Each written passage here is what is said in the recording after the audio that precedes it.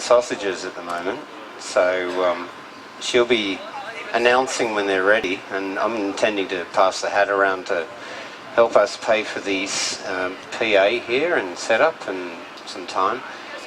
Just to let you know, to be aware, it'd be about $1,000 for us to pay for all of this, but we've had, donated money, etc., so whatever comes from it. But I'd like to introduce you from LEAP, which is Law Enforcement Against Prohibition. So John is an ex-copper whose experience informs him, and I'll let him tell you all about it. If you can welcome John to the stage, please. Thank you. Good afternoon, everybody. Good to see this crowd on a nice, sunny, spring Melbourne day. First of all, I'll tell you a little bit about myself. My name's John McGeary. I've worked in drug and alcohol treatment for the last 12 years. Also worked as a youth worker. Prior to that, I spent 30 years with the Victoria Police and a couple of years with the Australian Army. So I retired in 1999, got a degree in youth work. I hold a graduate diploma in substance abuse. I've been a member of LEAP for quite some time. Because of my working in drug and alcohol, which has more influenced me in relation to looking at the law in relation to prohibition in Australia. Now, we only have to go back to the days of Al Capone to see how prohibition works. The United States decided that alcohol was a terrible drug and no one could drink it. Then out came moonshine, people like Al Capone, and the death rate went up 400% until they saw the error of their ways and ended prohibition on alcohol.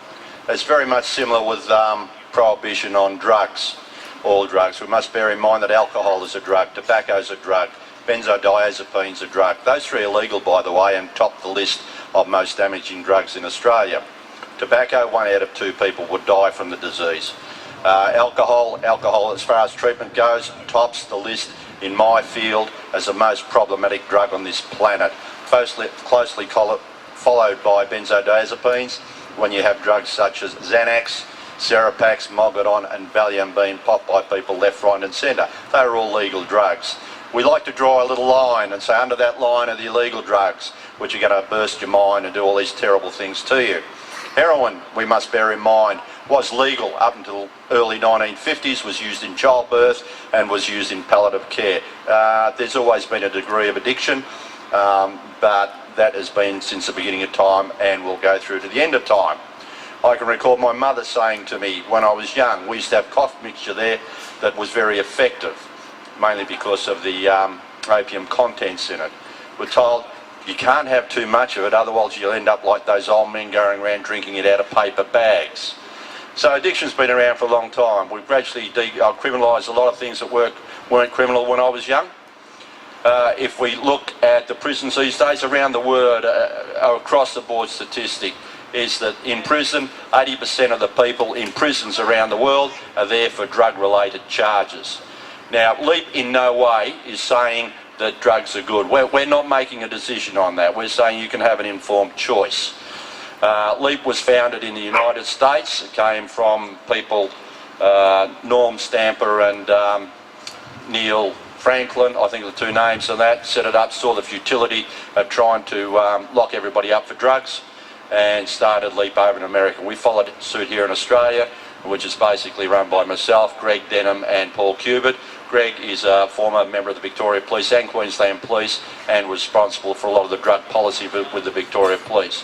Paul Cubitt is a prison officer in Canberra.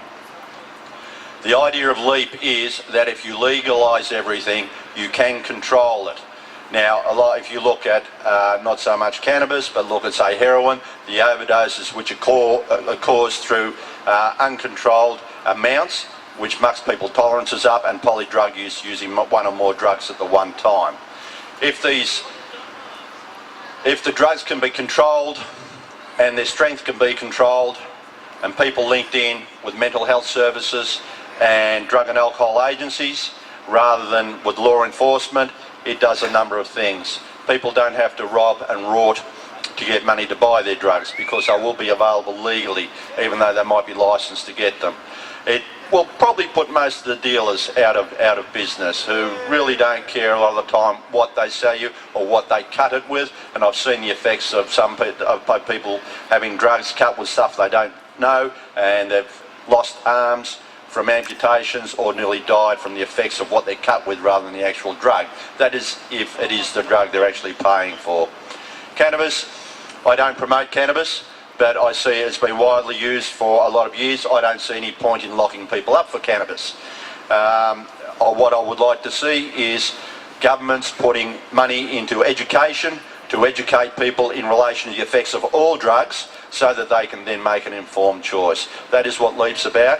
It's about giving people informed choice and having the knowledge and people being aware of that. That choice and that control would greatly reduce the amount of crime that's happening in this country, and keep people off the streets, out of squats, out of prison, and in a safe environment. Thank you. Any questions?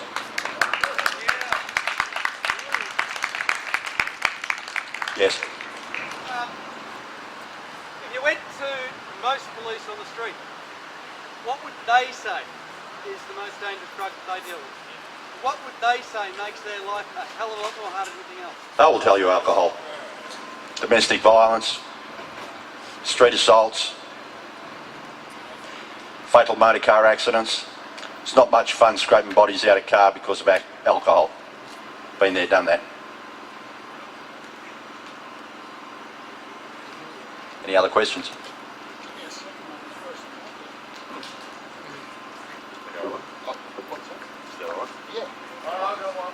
Yeah, just a Yes. second. Let's ask it. Tell us what you need. It's going to give you a microphone.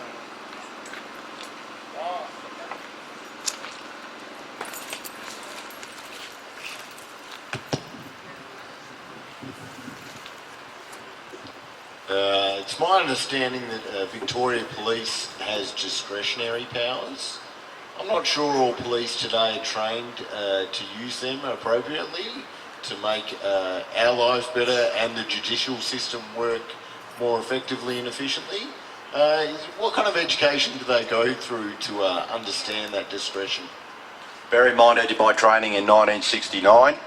You might remember we had the big We Care posters up then. And I retired in 1999.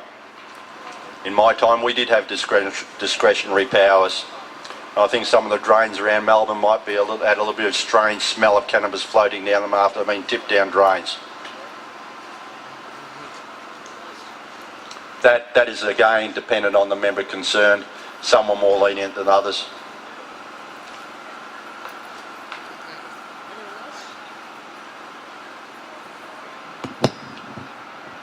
Hi. I'd like to hear LEAP's official stance on the current banning of bongs and flavoured rolling papers and blunt wraps, and your personal opinions on these new laws and restrictions. Don't think there's an official line on that one yet, but maybe we can adopt what is classified a harm minimisation strategy. We have needles and syringes available for people who are injecting drug users, because we see that as beneficial to society and as a harm minimisation approach. Yet we want to ban bongs, and particularly glass ones. Like I said, I don't like the stuff because people close to me have been affected by it. But you look at the bongs that are around. I don't know if everybody knows that plastic, when it's heated up, gives off toxic poisons worse than cannabis. And how many bongs have plastic in them? I would only promote glass. And you can only buy them commercially. Yes, and that's how it should be. So why ban them? That's not my choice. You, It sounds ludicrous, and possibly... Look, the only way to have laws changed is to petition politicians with logical reasons. And if enough people came up and said, well, people are smoking cannabis, you have banned something which should be promoted as a harm minimisation strategy, and people are then going to go to making springers, etc., which will give off poison toxins. It's not going to stop the usage, it will just stop the safe usage. Maybe that's a good approach to follow. Anyone else got a question they want to ask?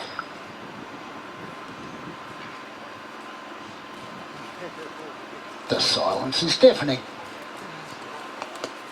If you need to change laws, and I've been involved in other things in the past, the only way you can do it is by sensible advocation to your politicians and to local newspapers. You're right enough, they will print something. You keep it up long enough, eventually they will start to listen. I think the effects of illicit drugs, people are starting to get fed up with the lack of sort of control of the problems associated with illicit drug usage. That's the desperation drives people to some strange things. We need to put a lid on that and keep everything safe. Thank you very much, ladies and gentlemen.